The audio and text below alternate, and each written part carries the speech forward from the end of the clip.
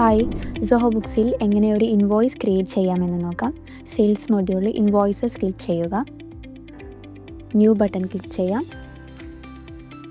Customer name select ചെയ്യാം. Customer details address already display ചെയ്തിട്ട് വരും. ഇൻവോയ്സ് നമ്പർ ഓട്ടോമാറ്റിക്കായിട്ട് വരുന്നതാണ്. നമുക്ക് വേണമെങ്കിൽ ഇവിടെ ക്ലിക്ക് ചെയ്തിട്ട് മാനുവലി എൻ്റർ ചെയ്ത് കൊടുക്കാം.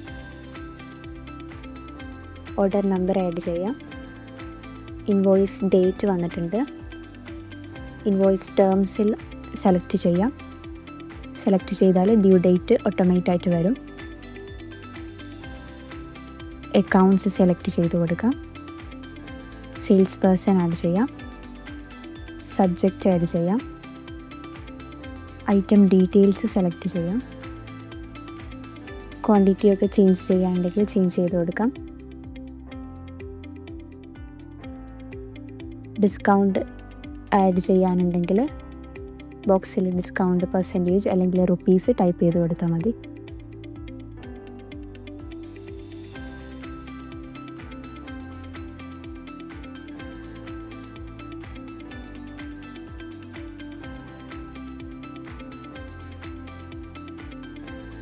ഫയൽസ് അപ്ലോഡ് ചെയ്യാനുണ്ടെങ്കിൽ ചെയ്ത് കൊടുക്കാം. ടേംസ് ആൻഡ് കണ്ടീഷൻസ് ആഡ് ചെയ്യാം. സേവ് ആസ് ഡ്രാഫ്റ്റ് കൊടുക്കാം. ഇതാണ് നമ്മൾ ക്രിയേറ്റ് ചെയ്തിട്ടുള്ള ഇൻവോയ്സിൻ്റെ ഫോർമാറ്റ്.